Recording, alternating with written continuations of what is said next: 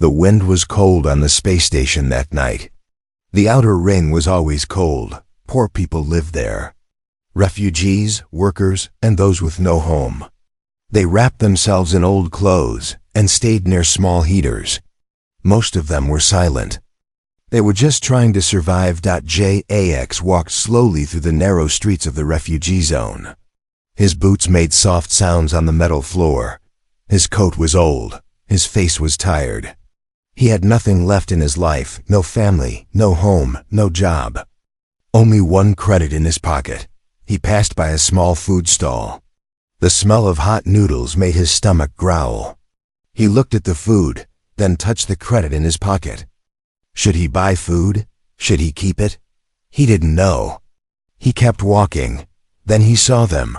A small alien child sat near a broken wall. Her skin was light blue, and her eyes were large and full of tears. She wore only thin clothes. Her hands were red from the cold. Next to her was a woman, her mother. She looked even worse. Her arms were wrapped around the child, but her own body shook badly. She had no coat, no blanket. Only her own thin body to keep the child warm. Jacques stopped. He stared at them. People walked past. No one helped. No one cared. The woman looked up at Jacques. Her eyes met his. She didn't speak. She didn't beg. She only looked at him with tired, empty eyes. Eyes that had seen too much pain. Jacques looked away. He walked past them. A few steps. 10 steps. Then he stopped. He reached into his coat and pulled out the small metal coin, his last credit. He looked at it. 1 credit. Not much. He could buy food. He could ride the train to a warmer part of the station. He could save it for tomorrow, but he turned around. He walked back to the small market stall and pointed at a thick, warm blanket hanging on a hook. How much? He asked the seller. 1 credit, the seller said. Jax handed over the coin. The seller smiled and gave him the blanket. It was heavy, soft, warm. He held it in his hands for a moment. Then he walked back to the alien woman and her child. She looked up, confused. Without a word, Jacques bent down and wrapped the blanket around both of them. The child gasped. The woman's eyes widened. She touched the blanket with shaking hands. Then she looked at Jacques. Her lips moved. Why? She whispered. Jax shrugged. You need it more than me. The woman's eyes filled with tears. She said something in her own language, a soft musical sound. Then, in broken English, she said, "Thank you, kind man." Jacques smiled a little, then turned to walk away. Behind him, the woman held the child close. She looked at Jacques as he disappeared into the cold night. Her eyes were still full of tears, but this time, they were not only from the cold. She whispered to the child. He gave his last coin. For us. The child snuggled into her arms. The blanket covered them both. For the first time in many nights, they felt warmth. Jax walked into the darkness. He had no credit, no food, no plan. But somehow he felt a little warmer too. Cold metal. A sharp light. Pain in his ribs. Jax opened his eyes slowly. He was not on the street. Not on the cold floor where he last remembered walking. Something soft was under him, a blanket. A familiar one. His mind was foggy. He tried to sit up but stopped when a sharp pain hit his side. He groaned. Footsteps. He turned his head. A shape moved in the shadows. Thin, graceful, blue-skinned. It was her, the alien woman. She stepped into the light, carrying a small bowl. Steam rose from it. Her eyes were soft now, not empty like before. She sat beside him and held out the bowl. "Eat," she said quietly. Her English was slow but clear. Jacques looked at the bowl. Some kind of soup. Not much, but warm. His hands shook as he took it. She watched him closely. "You found me?" he asked, voice dry. The woman nodded.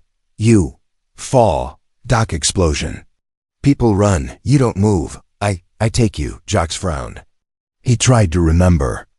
Yes, there was a blast at the dock when he went looking for work. He must have been hit. He should have been left behind. But she saved him. Why? He whispered. The woman looked down. Then back at him. You gave us warmth. Now we give it back. Jocks looked around. The room was small, made from scrap metal and plastic sheets. But it was neat, clean. The blanket he gave them now covered him. A small heater hung near the wall. In one corner, the little girl was sleeping, curled up in a blanket made of mixed cloth. The woman followed his eyes. Her name Leary, she said, my daughter. She okay? She better now, you help. He smiled faintly. I'm Jax. She hesitated, then said, Allie. Silence passed between them, but it wasn't heavy. It felt calm. Peaceful, like a small space away. From the cold world outside. Jax finished the soup slowly. Allie took the bowl and stood. She turned to go, but then stopped. You rest, she said gently. You safe here. Then she stepped away, fading into the soft shadows of the room. Jacques leaned back. His body ached. His head still throbbed. But inside, something was changing. For a long time he had walked alone, cold, hungry, empty. Now someone had come back for him. He didn't understand why it mattered so much. But it did. Maybe, just maybe, he wasn't alone anymore. Jax woke to a sound he didn't expect. Soft crying. The room was still dark. The little heater in the corner blinked with orange light. Leary was asleep, hugging a stuffed cloth ball. But Allie was not resting. She was sitting on the floor, back against the wall, arms around her knees. Her face was turned away, but her quiet sobs filled the small room like echoes. Jacques pushed the blanket off and sat up, ignoring the pain in his ribs. He didn't speak at first. He just watched her, not sure what to say. She wiped her face quickly when she noticed him. Sorry, she whispered, looking down. Did not want to wake you. He shook his head. You okay? She gave a small, broken laugh. No one here is okay. Jacques stood slowly and walked closer. He sat across from her on the cold floor. The silence between them grew heavy again. Not angry, just full. Then he noticed her back. Her thin shirt had slipped slightly from her shoulder. There were lines. Old ones, long scars, deep. Jax stared, shocked. Allie saw where he was looking. She pulled the shirt back up and looked away. I was taken, she said, voice low, after my husband died. They said I had no value, but I could work. I could be punished. Jax's jaw tightened. They hurt me, for years. They used me for cleaning, for lifting heavy things. When I fell, they whipped me. Even when I didn't fall, they still did. Leary? Jacques asked quietly. I escaped before they took her too. I ran with her during a transport. I thought we would die in space. She gave a weak smile. But we didn't. Jacques didn't know what to say. What could he say? I had nothing, Allie continued. Until you gave us that blanket. A simple thing. But for us, it meant we were not invisible. He leaned forward a little. You were never invisible to me. Allie looked into his eyes then, really looked. And for a moment, neither of them spoke. In that tiny metal shelter, on the edge of a giant station, two broken people sat together, breathing the same cold air, but slowly sharing the same warmth. Jax looked down at his hands. I wasn't always like this either. I fought in the asteroid wars, lost my squad, my ship, got blamed for it. I lost everything too, Allie nodded. So we are both ghosts. No, he said, not anymore. She looked surprised. You're not a ghost, Jax continued.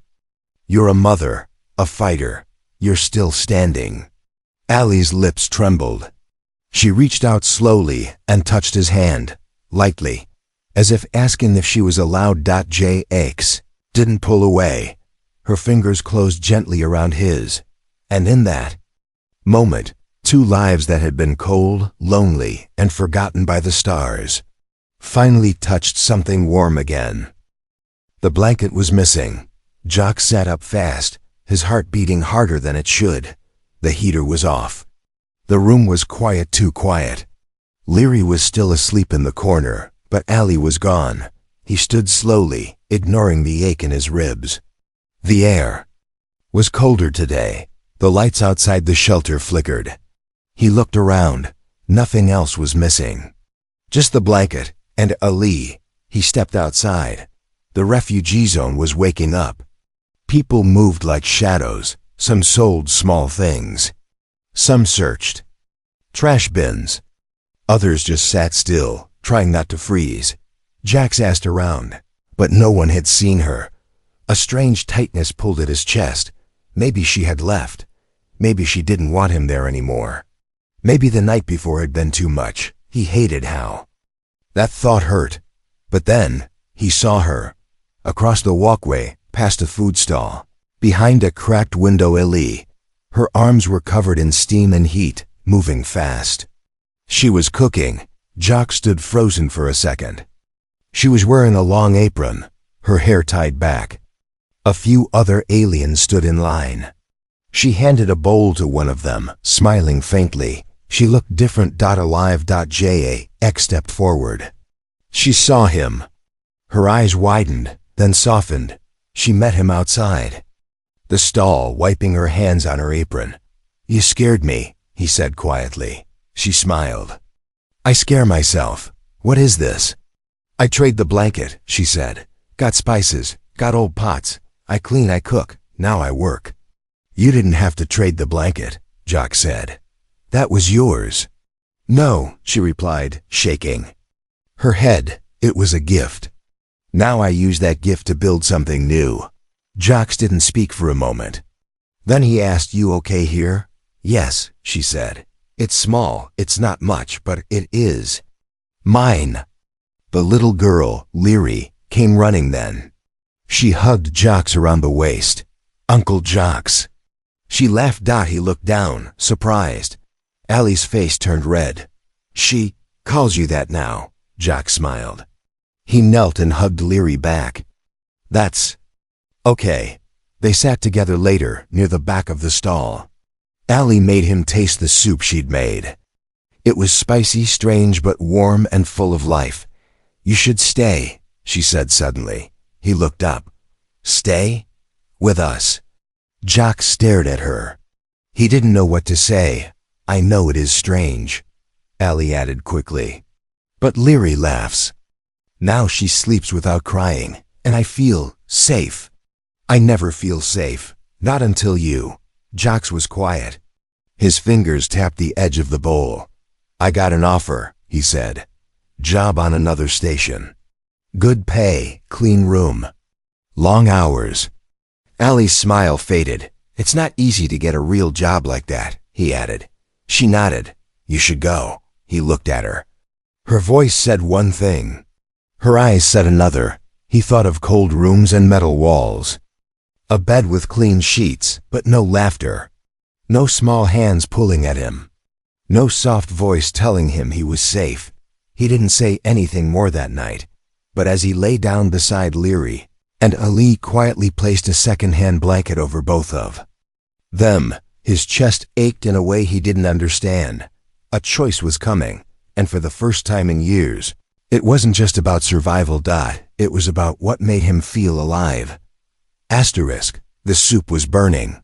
Jock smelled it before he saw it. He rushed into the small stall and grabbed the pot off the fire. It was empty, bubbling air and black smoke. No one was there. He turned quickly. "Allie?" Silence. He checked the back room. No sign.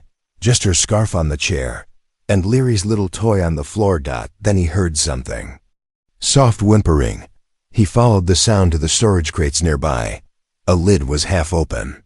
Inside, Leary sat curled in a ball, hugging her knees, eyes wide and full of fear. He dropped to his knees. "Leary, what happened?"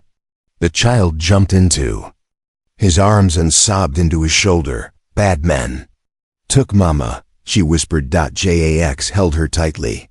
His hands shook, but his voice stayed calm. Did you see their faces? She nodded. Big coat, metal arm, tall, with a red eye. Jax's stomach turned. That description.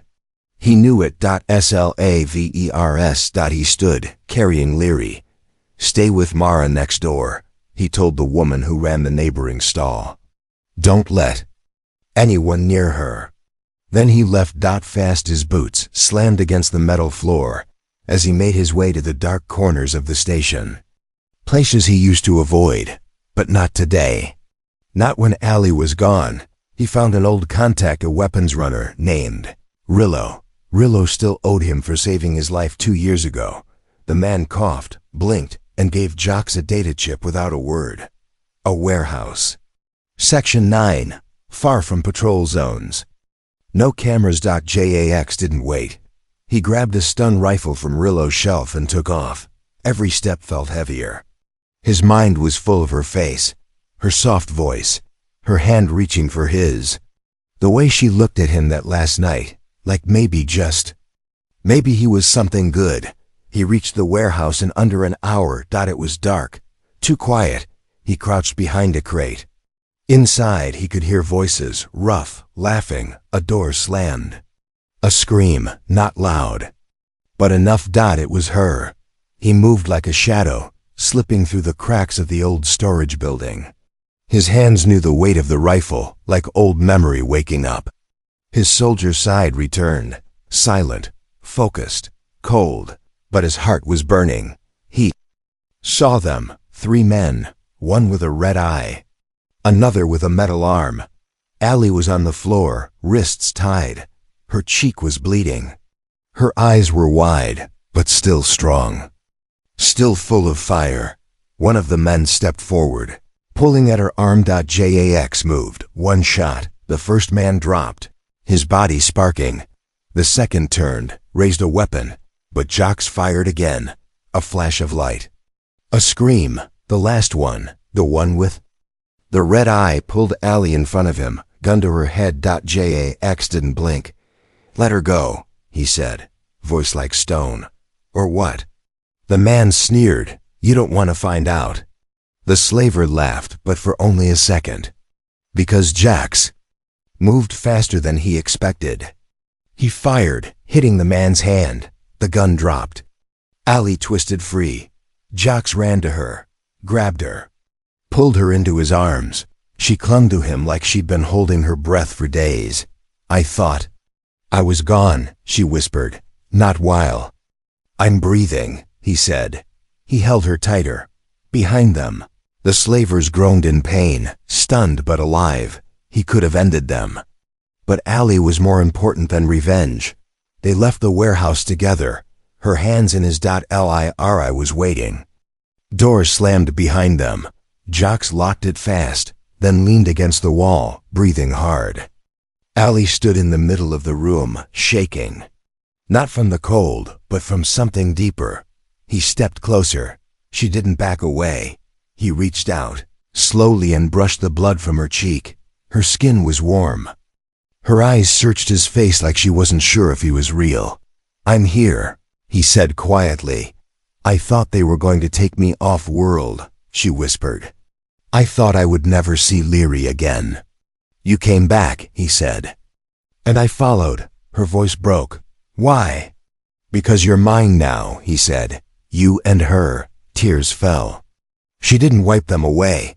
She just stepped forward and buried her face in his chest.